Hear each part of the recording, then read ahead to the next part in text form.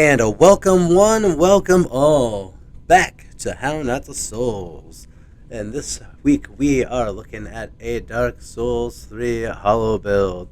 A very effective luck-based build that I found to be super fun within PvE and PvP. And the Hollow build really is a lot, not really a lot to it, but there's just a stupid amount to explain. So we'll break it down within the stats, and then we can explain how things work with it. So basically, a hollow build is a luck build that gets damage off your hollowing. The higher your hollowing is, the more damage you do, and obviously 99 is the max hollowing. And you get a luck bonus off of your hollowed weapons. So depending on where that weapon is, like you get a +1 for every +1 luck bonus for every +2 on your weapon. I think that's how it works. And you get up to a +5 on a +10 weapon. So that's how it goes. But basically, our stats goes as is at 121. We have a 99 hollowing. That's what we want, where we want to be. Flat out. Now, we have a 39 vigor. 11 attunement. That was base, I think, from our starting class. 30 endurance, which I thought could have gone more, but there's still new game plus. If I tend to go that way, I could always put more into the endurance. 9 vitality, which is base. 18 strength to meet certain requirements for certain weapons. 40 dex, because you get a lot of good bleed weapons that are dex weapons, and a lot of good standard weapons that are dex weapons. And 40 I thought was a good cutoff for any growth, at least in new game. Intelligence and faith are base, and our luck is 50. And luck does not really increase any damages or anything else outside of item discovery. Item discovery above 50. So basically, your hard cap on damage is 50 for luck. Item discovery keeps going up, but that's that. What we're rocking on weapons. My main for a duration of this build was the Karthus Greatsword. Kind of a pain in the butt to get, but once you get it, it was well worth it. We got ourselves a simple sepsis because we were using our weapon art a lot, and having a constant regenerating FP was really good. And other weapons we were using, Hollow Slayer Greatsword, which I used for Gale, which was really good weapon. Our weapon that got us through a good portion of the game before we got our Karthus Curvesword was our Soulsborne Twin Blades, which I laid in on a flat, sharp infusion, because having that just straight up flat physical weapon with no other scaling tends to be more beneficial, and just going into someone who has like resistances to all sorts of crap. At least we have that flat physical weapon right there.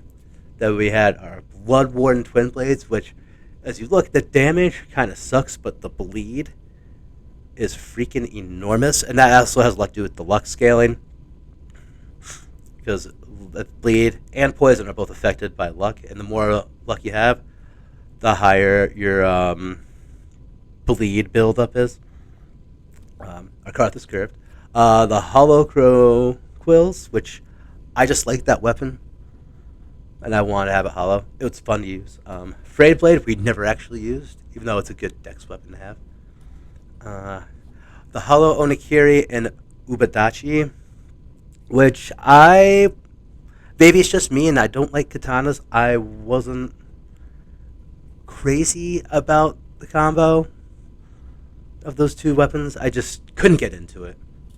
The Bloody Reinforced Club, I just wanted to have a club, and the Reinforced Club has bleed. Kind of ties in together. And yeah. The Ring Knight Spear, which I wanted to spear, and it does a fair amount. I mean, it doesn't really scale primarily with what we're doing. I just wanted to spear at the time. I never used it.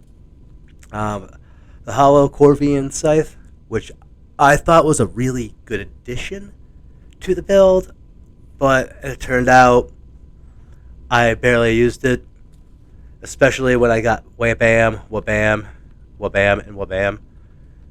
And then I didn't use much for anything else. Gotta assess this that we went over already. Everything else I just didn't clear out. For our armor set, I thought that this, for some reason, represented our hollow build really well. And I think it does even. And I wanted to really wear the whole sunset armor set. But A, you could look at my weight ratio. The helmet couldn't have happened. But it looks really good. It looks really good with the bandaged head. I really liked it. Our ring output, what Bam Havel's ring, so we can carry the heavy armor and our weapon. And the Karthus Greatsword was heavy. So Wabam, Wabam, we got Ring of Favor, gave us a little extra stamina, a little extra health, and more carrying weight. Plus the Koyathree ring, because I thought I was having stamina issues throughout the game. But really, it was probably more of a skill issue. Or me just being impatient with just kind of trying to swing at everything like a dope. And Lord Sword Ring, which gave us, bam, full boost attack when our HP is full. And these rings, I think you don't need to have this armor set up. But I found that these rings benefited the way I played this character. The one ring I would say that's easily change-outable, which doesn't make sense, but it's probably the Lloyd Sword Ring with mostly anything. Like, I did rock the Farron Ring. I think Evil Eye Ring wouldn't be a bad option, or any of like the Wolf Ring wouldn't be a bad option. Hornet Ring, none of those would be bad options, you know. Like, you want to up your strength, your dex, or whatever. Like, boom, even the Prisoner's Chain, great option to be thrown on this. If you want to have that even more increased health, equip load, stamina, in exchange for some damage, increased damage, or damage, yeah, increased damage, yeah. But yeah, this and consumables are consumables. I actually would say I'd recommend throwing your Karthus Rouge on, because it goes great, because your hollow weapons can be buffed, and the Karthus Rouge helps you increase your blood or bleed output. And I think that's about that. This was like a really good, fun build. A lot better than what I thought it was going to be when it started. Because I'm not really a big dex build guy, but this was actually really, really fun and really, really